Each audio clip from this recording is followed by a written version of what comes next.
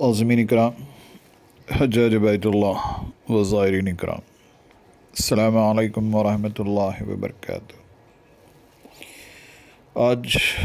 Kingdom of Saudi Arabia, مملکت سعودی عربیہ میں 4 ذی الحجہ ہے، اور امید ہے کہ اب تک عزیزیہ سے مکہ مکرمہ جانے والی تمام بسز بعد الظہر امید ہے کہ بند ہو گئی ہوں گی، اور اب حجاج کرام 4 تاریخ سے لے کر 7 تاریخ کی مغرب یا عشاء تک، یعنی کم و بیش 3-4 دن حجاج کرام کے پاس خالی اور فرصت کے ہیں،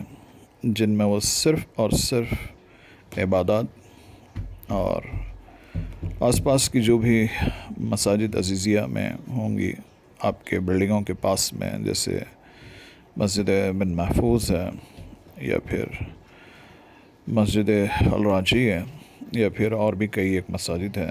یہاں آپ لوگ آس پاس کی قریب ہی کی مسجد میں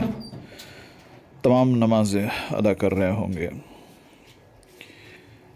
میرے حاجی بھائی، گزارش یہ ہے کہ اب جو اتنا وقفہ، اتنے دن 3-4 دن آپ کو مل چکے ہیں، اس کا بھرپور فائدہ اٹھائیے، اور حج کے مسائل، حج کے فرائض، حج کے واجبات، حج کی سنتیں وغیرہ وغیرہ بہت اچھے سے اور بہت دھیان سے سیکھ لیجیے گا، اور اگر کسی کو تلبیہ پڑھنے میں کوئی مشکل یا دقت آتی ہو تو وہ اچھی طرح سے تلبیہ یاد کر لے، تاکہ حج میں ان کو کوئی پریشانی نہ ہو۔ یاد رکھیے حاجی بھائیو،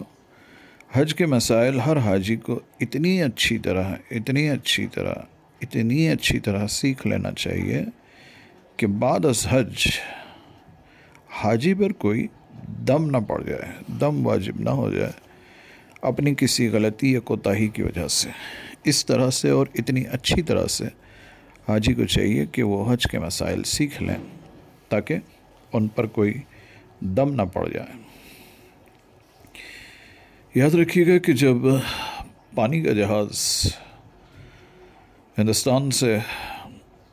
حج کے لیے روانہ ہوتا تھا تو پہل تو اسے جانے میں تقریباً 8 سے 9 دن لگ جایا کرتے تھے، لیکن بعد میں جب تیز رفتار جہاز آنے لگے تو کم و بیش 3 سے 3.5 دن کا وقفہ لگ جاتا تھا، جب وہ پانی کا جہاز سمندری راستے سے مکہ مکرمہ جدہ ہوتا ہوا پہنچتا تھا۔ تو ہوتا یہ تھا کہ چونکہ 7-8 دن پانی کے جہاز میں مل جاتے تھے، تو پانی کے جہاز میں اس وقت جو بھی علماء کرام وہاں موجود ہوتے، تمام تر حاجیوں کی راستے ہی میں اتنی اچھی، اتنی شاندار اور اتنی بہترین تربیت کر دیتے کہ حاجی صاحب یہاں سے سوار تو ہوتے ممبئی سے، لیکن وہاں جدہ پر اترتے تمام علماء کرام ان کو حج کے مسائل میں تو جیسے مانچ دیا کرتے تھے، منجے ہوئے ہوتے تھے وہ حجاج کرام حج کے تمام تر فرائض و واجبات اور اس عبادت کے مکمل ادائیگی کے لیے بہت اچھی طرح سے ان کی تربیت ہو جاتی تھی۔ اب آپ کے پاس اس طرح سے پانی میں چلتے ہوئے وہ 7 دن تو نہیں ہیں، لیکن پھر بھی آپ کو عزیزیہ میں اپنی رہائش گاہ پر کم و بیش 3-4 دن مل گئے ہیں، تو اس میں کوشش کیجیے گا کہ سارے ساتھی سر جوڑ کر ایک جگہ بیٹھیں، اور اگر ان میں سے کوئی عالم دین ہو تو ان کے ذریعے حج کے مسائل کو بہت اچھے سے سیکھ لیں، حج کی اچھے سے تیاری کر لیں، اور ساتھ ہی ساتھ حج پر جانے کے لیے جو بھی آپ کو سفری طور پر زاد راہ سامان وغیرہ لینا ہو، کچھ استعمال کی چیزیں، کچھ دوائیاں، کچھ کھانے پینے کی چیزیں، اور بھی جو کچھ ضروریات کی چیزیں ہوں، وہ سب کے سب آپ ضرور اپنے ساتھ رکھ لیں، لیکن ساتھ ہی ساتھ اس بات کا بھی خیال رکھیں کہ فرمایا گیا کہ بہترین زادرہ تقویٰ ہے۔ ابھی تو حجاج کرام حج سے پہلے کے دن ہیں، آپس میں بہت زیادہ خلوص و محبت کے ساتھ اپنی اپنی عمارتوں میں اپنی اپنی رہائش گاہوں میں رہتے ہیں، لیکن انہی حجاج کرام کو مینا کے میدان میں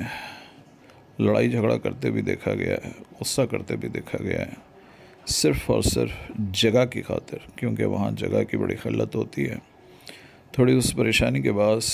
7 اور 8 ذی الحجہ کو کچھ ایک مشکلات پیش آتی ہیں، تھوڑا سا ان مشکلوں کا، ان صحبتوں کا خندہ پیشانی کے ساتھ دل کھول کر سامنا کر لیجیے گا۔ امید ہے اللہ کی ذات سے آپ کا سفر حج بے حد آسان ہو اور اللہ پاک آپ کے سفر حج کو قبول و منظور فرمائے۔ Thank you.